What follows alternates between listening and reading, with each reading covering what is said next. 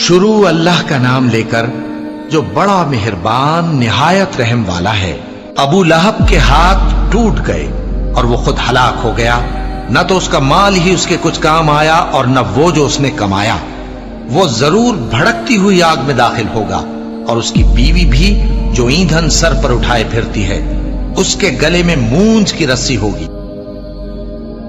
حضور کا چچا ابو لہب بدترین دشمن، اور اس کی بیوی ام جمیل بدترین دشمن، دونوں انتہائی خوبصورت انسان تھے۔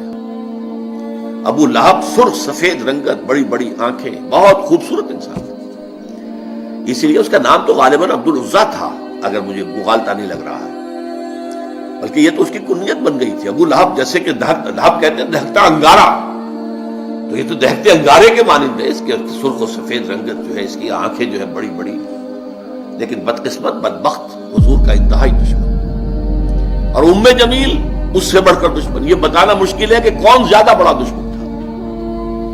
ذاتی طور پر حضور کو جو تکلیفیں پہنچائی ہیں وہ باہر کے لوگ نہیں پہنچا سکتے تھے، لیکن یہ تو گھر کے لوگ تھے، انہیں کون روکے۔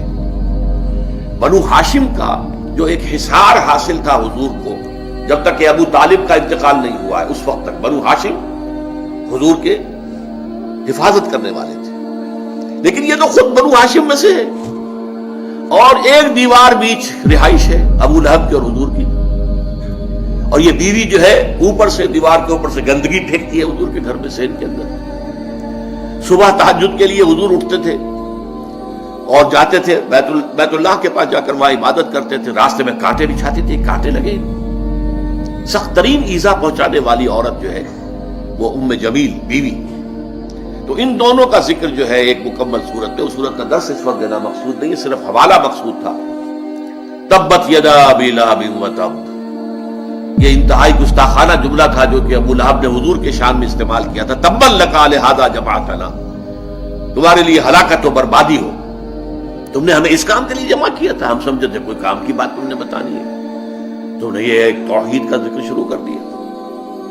اس پر یہ آیت سورت اتری، تبت یدا ابی لہب، ہلاک ہو گئے، برباد ہو گئے، ٹوٹ گئے ہاتھ ابو لہب کے۔ یہ پیشن گوئی تھی جو ٹوٹے ہیں پھر اس کے ہاتھ۔ حضور کو ذاتی طور پر تکلیف پہنچانے میں سب سے بڑا کام اس کا یہ تھا کہ اس کے دو بیٹوں کا رشتہ حضور کی دو صاحبزادیوں کے ساتھ طے تھا۔ اس نے اپنے دونوں بیٹوں سے کہا، بلکہ غالباً جہاں تک گمان ہے میرا نکاح ہو چکا تھا، وداعی رخصت نہیں ہوئی تھی، تو اس نے کہا دونوں بیٹوں جاؤ طلاق دے کر آؤ۔ وہ گئے اور بڑے ہی گستاخانہ انداز میں، توہین آمیز انداز میں جا کر حضور کے سامنے کھڑے ہو کر دونوں نے طلاق دی بیٹی کو۔ تو حضور نے صلی اللہ علیہ وسلم بد دعا دی، اے اللہ اپنے کتوں میں سے دو کتوں کو ان پر مسلط کر دے، اور وہ ہلاک ہوئے، برباد ہوئے۔ ایک تو اس طریقے سے برباد ہوا کہ ایک شیر نے اسے چیر پھاڑ کر کھا لیا، اسے خوف تھا، ایک قافلہ لے کر گیا ہوا تھا، اور اسے رات کو وہ یہ کرتا تھا کہ اپنے ارد گرد جو ہے وہ الاؤ آگ کا جلاتا تھا، اس کے درمیان میں سوتا تھا۔ شیر آیا ہے، چھلانگ لگا کر اندر گیا، اس کے چیر پھاڑ کے رکھ دیا۔ حضور کی بد دعا تھی، حضور کو ذاتی رنج پہنچا تھا۔ یہ جو مجلسی معاملات ہوتے ہیں، بیٹیوں کو طلاق دے دینا، یہ ظاہر بات ہے کہ بہت تکلیف دہ چیزیں ہوتی ہیں۔ بہرحال اس کے لیے فرمایا تبت یدا ابی لہب وتب ما اغنی عنہ مالہ وما کسب، اس کے ہرگز کام نہیں آئے گا اس کا مال اور جو کمائی اس نے کی ہوئی ہے، جو مال کمایا ہوا ہے۔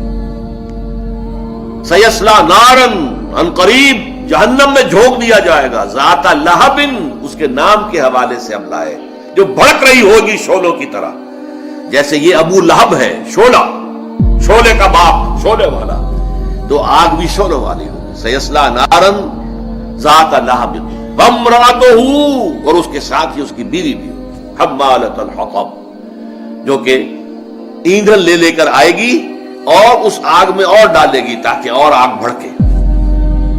سیصلی نارا ذات لہب وامرأتہ حمالۃ الحطب فی جیدہا حبل من مسد، اس کے گردن کے اندر ایک موٹی سی رسی ہوگی باندھ کی، جس سے گردن چھل رہی ہوگی۔ یہ جہنم کے عذاب کی ایک شکل ہے جو دکھائی جا رہی ہے، اس کی حقیقت تو وہی جا کر واضح ہوگی۔